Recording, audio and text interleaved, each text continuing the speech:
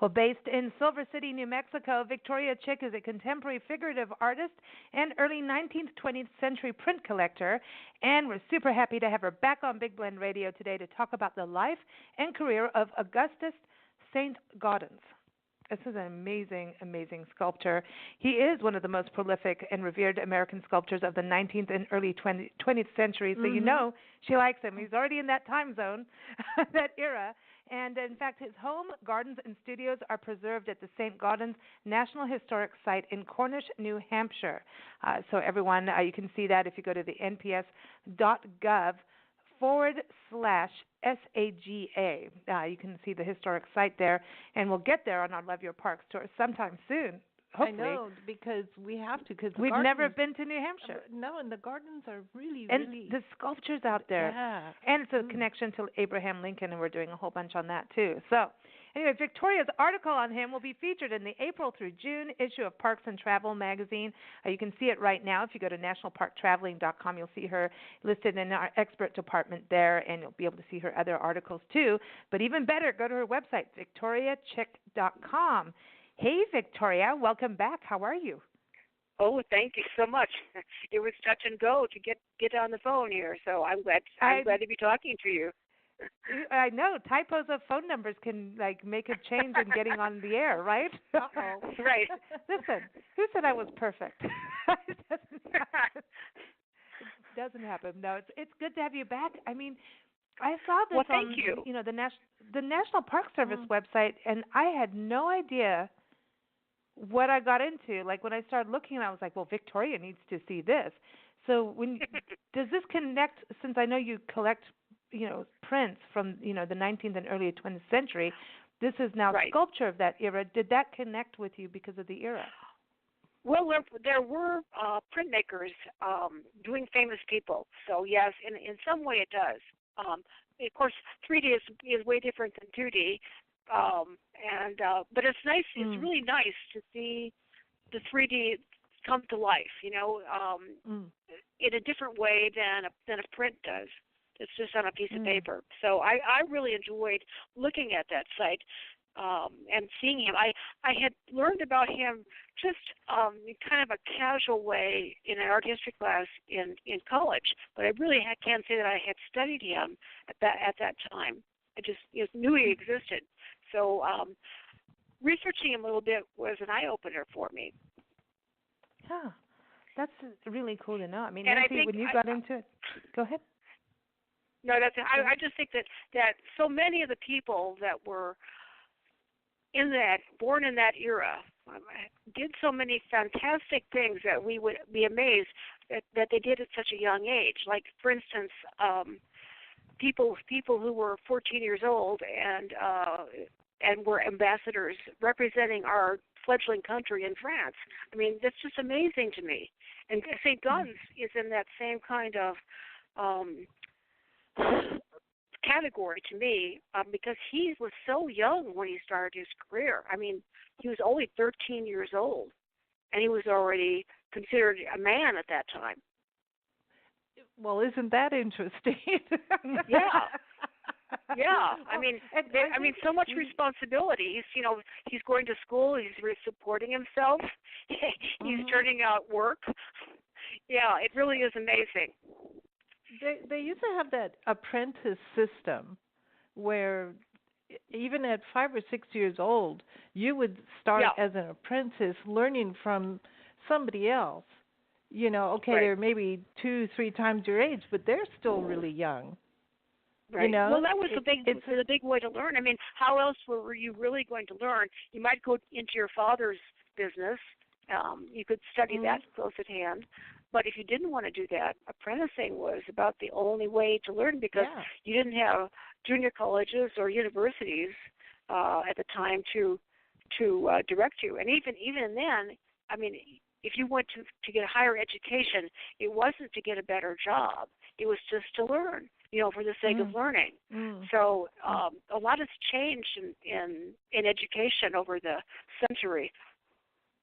And I think it was pretty expensive, too. Exactly. Yeah. And I wanted to touch back on when he was 13 that he he apprenticed himself with a man who was carving cameos, and so this work really was the foundation for everything. And when you think about the cameos, I know over years we've talked about this, like the lockets and how the cameo was like one of the first forms of portraiture, right? The cameo. Yes, exactly. You're absolutely right.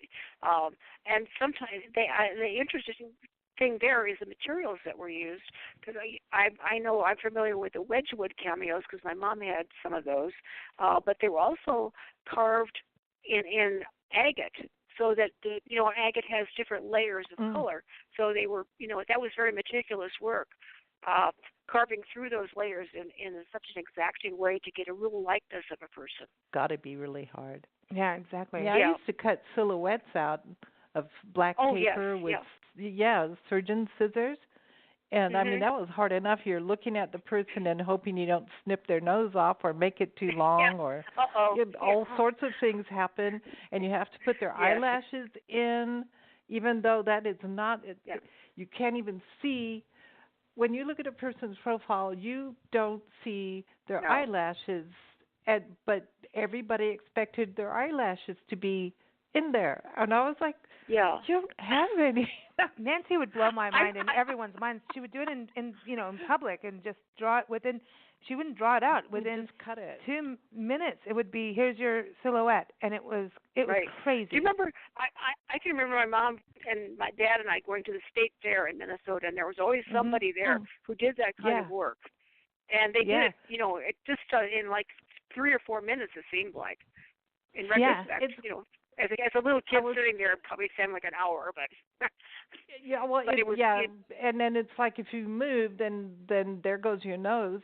But I was taught by a man who worked for Disneyland. She did that on purpose, and he taught me to do like 4 or 5 people, like an entire family, out of one piece of paper.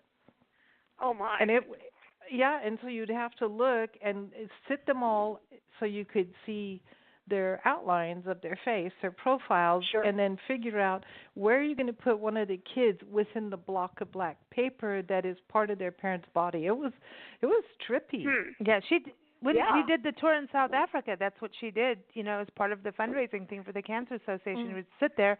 Oh, wow. It was something that was affordable for families, and she would have lines of people coming, and because she would and we had to import this paper because it wasn't something you would just get in South Africa, and she had to go to medical supply stores to get the scissors. Because we didn't have that here. Like it was just, and we used to have to take the paper in the hotel rooms. Remember this? I totally forgot about this until you brought this up. We used to have to flatten it out because we used to have to flatten the paper because it came in rolls. So we would cut it at night. That's where I would get to do is cut it into the squares that you would use, and we would the bathroom steam would help us settle the paper, so that you could take it. And this is crazy now when I think about what we were doing on the tour in South. What the heck were we thinking? I don't know what we're thinking now. But hey, Victoria, in 2 weeks we leave Tucson. Can you believe it? I'm looking forward to your coming over this way. So it's happening. It doesn't seem too soon to me. To me, it's happening. But yeah, so it's happening. But I want to talk about Silver City a little bit because I know we will talk about the art studio tour coming up, the Red Dot Art Studio. But let's go back to Augustus because I love this. That he married Augusta, and she's related to one of my favorite painters. Yes, when I was writing that, I thought of you. Yes, Winslow Homer. Yes, Winslow Homer. She was his cousin. See, that's crazy. And so she was an artist, and then Augustus marries Augusta, and that's crazy. That's so weird. It is. I wonder. I bet you that was what first attracted them. Yeah. Were they both born in August by any chance? Well, that would be too much. See, I was born in August. You could have been an Augustus. I'm an Augustus baby. Augusta. Yeah. But so this is the thing too with him. So I want to go see her work now. I have to go look her up. Now that's going to happen. Okay. But I was going through. I want to go to this site so bad. We have to do Weir Farm and now this one. That's to be same trip. The sculptures look like they're gold, not bronze? Or does bronze turn out to be that shiny gold color? Well, bronze is mistaken by a lot of people for gold, because especially when people like the sculpture, they start touching it, and they rub it, and wherever they touch it, it's going to stay, get really shiny. And that a lot of people think that that's what gold looks like, but it's kind of a deeper color, a little bit deeper. And gold would be too expensive, but it would also be too soft for an outdoor sculpture. Gold is really soft. Yeah. So bronze is copper and something else that escapes me. Steel, anyway, it's an alloy, and it stands up to the weather really well. And you can put different colors of patina on it. It will get a patina naturally, but sometimes you could add different kinds of acids to it, and you can make it look green, or you can alter the intensity of the natural color quite a lot. That's amazing. When I was looking at the gardens and everything, and I want that house.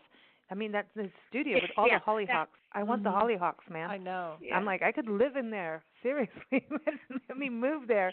So I wonder if he was into gardens. I mean, obviously nature may have done something, but he really got into doing these sculptures of military men and generals and Abraham Lincoln. Abraham Lincoln is a big deal for him. Well, his first sculpture I thought was really interesting, and in fact, the whole era of sculpture was interesting, because it's after the Civil War that he started doing this, and the period between the end of the Civil War and like the 1880s, or maybe almost 1890, it was there wasn't a lot done at first, because nerves were still raw, tempers were still raw. It was really only about 20 or 25 years after the Civil War that different communities wanted to have a statue representing their local hero. And so that was that period of time, like from the 1880s especially up maybe into like 1925 even, where there's just all kinds of memorials being done. So, and most of them were bronze, some of them were in stone, but Saint-Gaudens did a lot of them. He was one of the sculptors that everybody tried to get to do the sculpture of the memorial of their hero.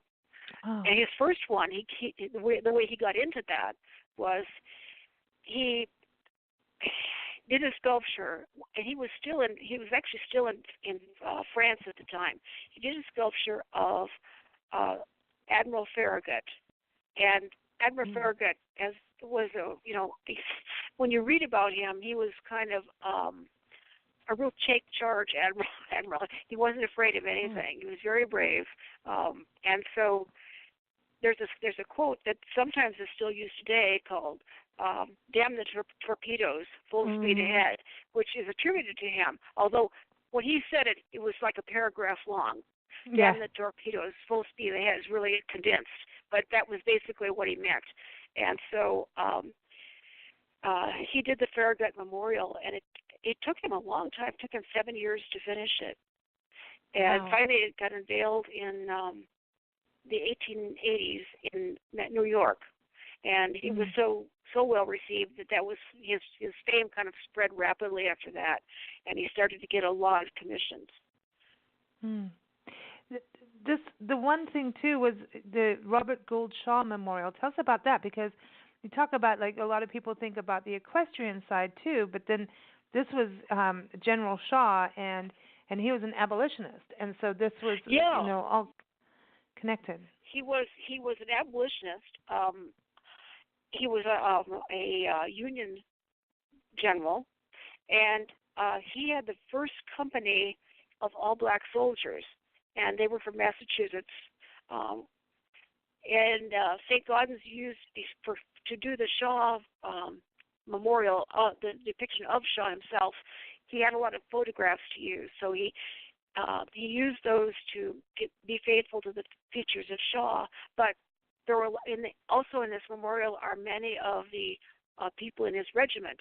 So he was using live models for each soldier, a different live model for each soldier, because he really felt that he wanted to express the individuality of each of the regiment.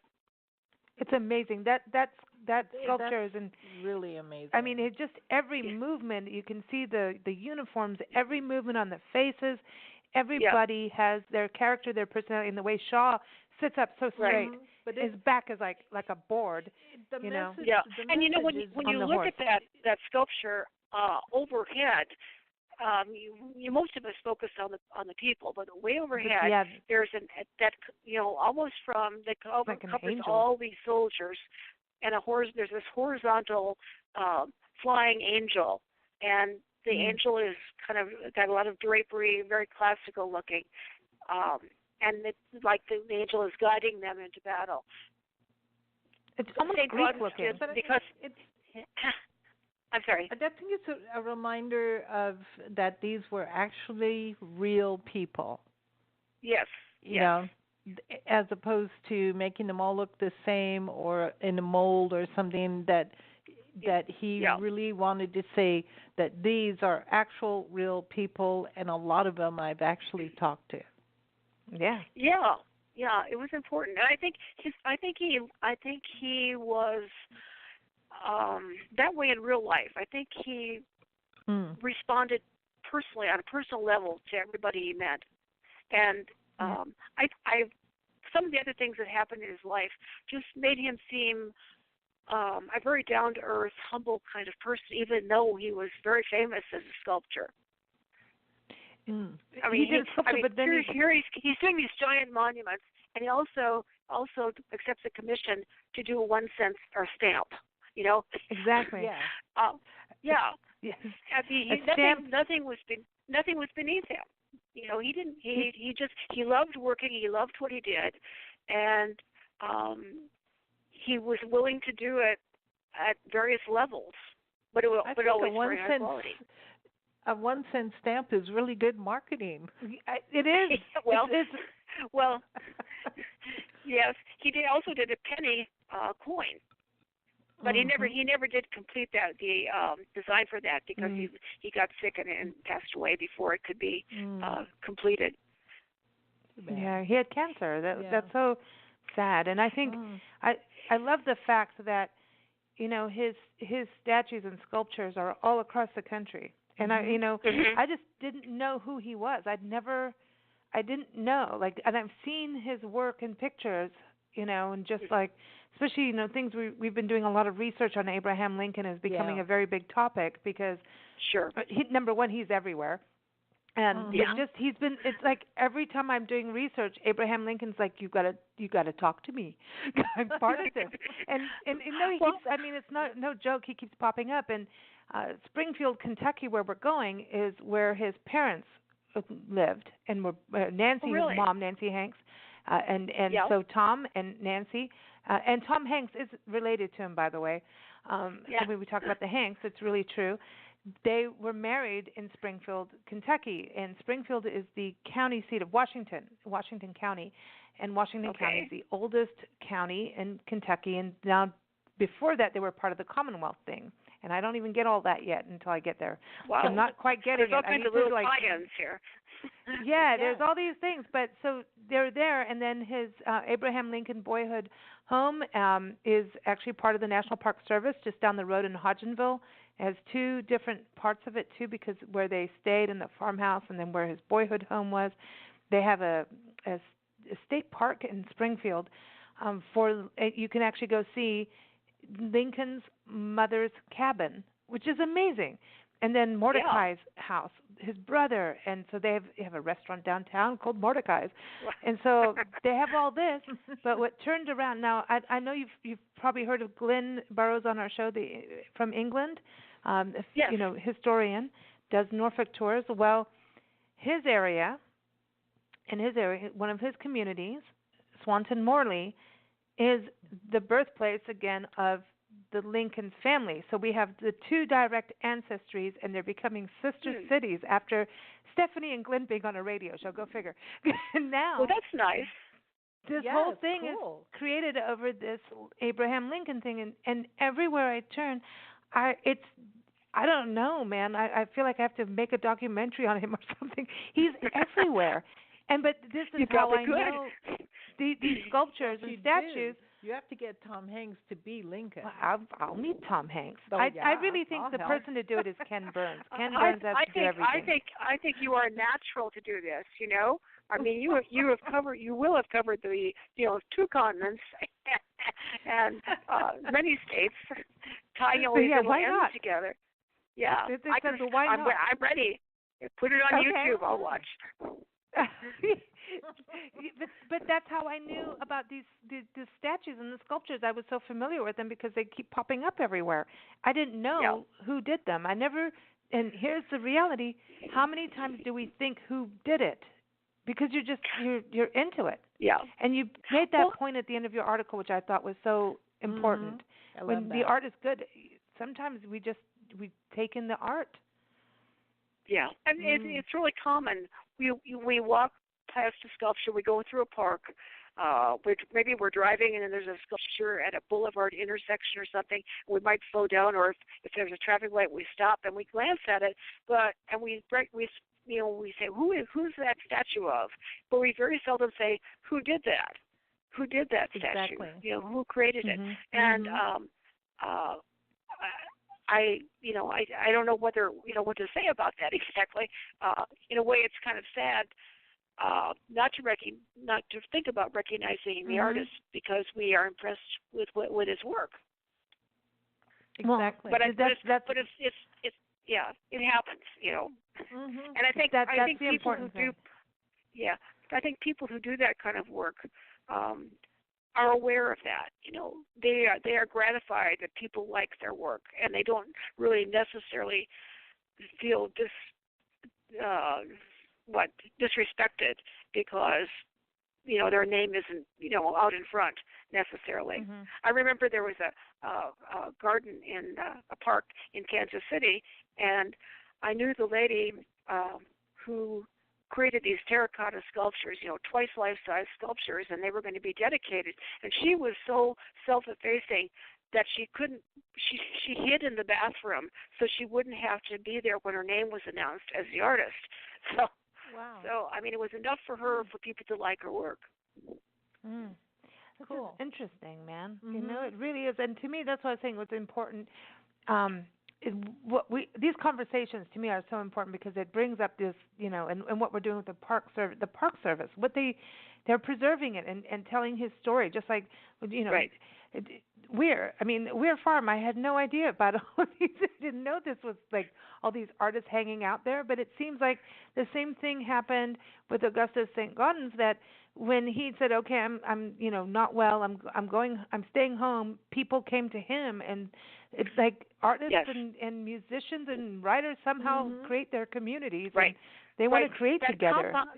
That compound he lived in, or the place he lived in became a compound. It was an attraction, like you say, for so many people to come and appreciate the creative atmosphere of that area that he lived in. And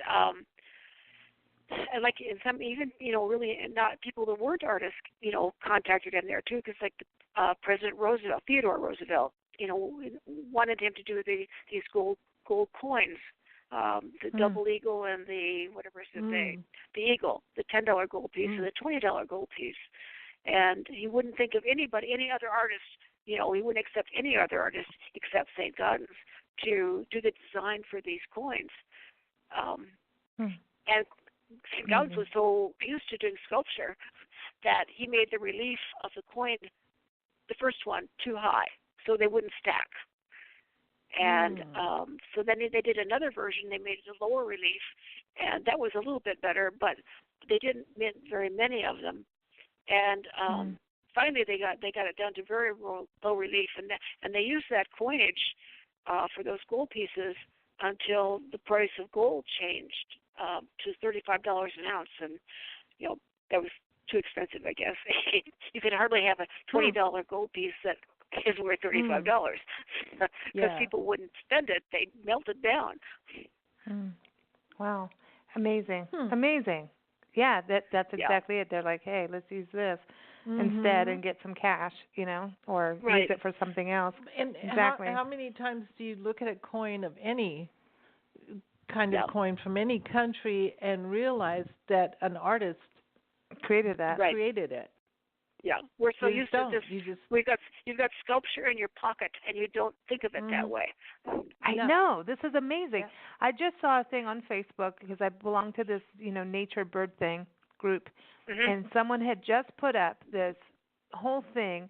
They took birds and put them next to different coins. So, like, you have the Queen of England looks like a vermilion flycatcher. I'll have to download and send it to you. Then there's this one dude that looks like the Roadrunner. So like they took all the Southwest birds and put them next to the faces on the pennies, on the coins, and they kind of match. I'm just saying. I think it's amazing. It's funny. That is funny. That is funny. I know. But, okay, so talk about historic sites. So St. Gaudens, again, you can go to his home, his gardens, and studio. Go to nps.gov/SAGA. And, again, that's in New Hampshire. So you can go to his home and see the work right there. So it's an amazing thing, and we'll have to we're going to have to go because we will get there. But here's the thing. You want to go to studios. So May 3rd through 5th is the Red Dot Artist Studio Tour in Silver City, New Mexico, which is an amazing art destination, southwest New Mexico. So Silver City, home to the Gila Cliff Dwellings, National Monument, the Gila Wilderness, the Gila Forest, and just a beautiful destination. So silvercityart.com is the website. So this is apparently, like, the opening reception sounds like a party, Victoria. Oh, it is a party. And that was, I got to say, that was the most comprehensive segue I have ever heard that you just did. Well, they get better every show. Yeah, I'm impressed. Well, yes, to get back to the party, and it is going to be a party. It's a genuine gala. We're going to have fabulous food, and we'll have wine. We'll have non-alcoholic punch, and this is a free event, no charge for anything, and it's kind of to kick off the studio tour. This is going to be May 3rd from 5 to 8, and we're going to have so many things going on inside this gallery that will give you clues to what to expect on the tour. And we have we've expanded this tour. We have so many new artists that have moved here that we have 23 studios will be open. Some of the artists that have been open on previous years, they're taking a break this year. So this doesn't include the 23 artists. Aren't all the artists that are here, certainly, but we have some great new artists that cover just about every medium you would want to take a look at. And in some of the studios, people will be able to try out working with materials themselves, and that's really really be neat. That sounds like I want to do that. I know. I want to finger paint. I want to play. I want to play. Just be here on the 4th and 5th of May. Cool. Studio tour goes from 9 to 5, both those days. What else can I say? I can say that this is like tour week in Silver City, because not only do we have the studio tour on the weekend of the 4th and 5th, but starting on the 1st through the 5th is the tour of the Gila bicycle race. Oh, yeah. So I mean, we've got so much going here. The tour of the Gila is huge. I mean, this is a nationally known cycling race that goes through the Gila Wilderness. It's sanctioned by the International Cycling Association and the U.S. Association. So there are pro racers, pro teams, and there are also amateur really great amateur racers too. So there'll be a lot of different levels in this race. And cool. It's a 5-stage I'll bring my race. tricycle. So, Yeah. I'll just bring my tricycle. Priscilla on her tricycle. Yes, that's exactly what's going to happen. Well, we're excited. Silver City is a special place, and everybody, again, the website, go to silvercityart.com. We are going to be airing an updated interview with some artists about this as well, about the Red Dot Art Studio Tour, so stay tuned with bigblendradio.com for that. And you'll also see more information in the April through June issue of Parks and Travel magazine. And we'll be getting back to Silver City soon. Cool. Yep, we will. It's going to happen. One of our favorite places. Okay. I know, and that just means we get to bring Pinot Pony and Priscilla over to Victoria so that Pinot Pony can play with the horses. I'm excited. My horses are waiting to see Pinot Pony again. And Mike can play with Flying Fabio again, yes, okay? Because he had some of that. I don't know. Mike's not too sure about Fabio, but I know. Well, Fabio got shot out of a cannon in Fort Bowie. Oh, no. It was all downhill from there. Yeah, after he's a little tattered. No, Mike gave him some practice, and a singed Fabio. Was he wearing a cape at all? He does need a little. He didn't have a cape and a helmet, did he? That would hide the. But he needs that would actually like hide Biggles. the injuries. It'd be like Biggles. Do you guys remember Biggles? Sorry, it's my old school British. Oh, yeah, I was going to say that's thing. a different Biggles. country. He's like in his flying in little planes. That's okay. a different country. All right. Speaking of flying, I don't remember it. No. This is my other great segue. British. We're going into the clouds with your song for the day. Biggles. I know. No, I'm going to play a song for Victoria, and we've played it before, but I love playing this anytime we do anything with art and nature, and you're talking about the Gila and clouds and Fabio. So this one, it's called Clouds Alive in Wild Paint by one of our favorite musicians, May Edwards, and everyone can go to mayedwards.com. It's off of her album Grace. And here it is, Clouds Alive in Wild Paint. Again, everyone, don't forget, keep up with Victoria. Go to her website, victoriachick.com. Again, her article on Saint-Gaudens, I would say St. Augustus, Saint-Gaudens is up on nationalparktraveling.com, and you'll also see it in the April through June issue of Parks and Travel magazine. Thank you so much, Victoria. We'll see you soon. Yeah, in yes, person. Thank you, guys. Look forward to it. Take care. Okay. Bye-bye. Bye-bye.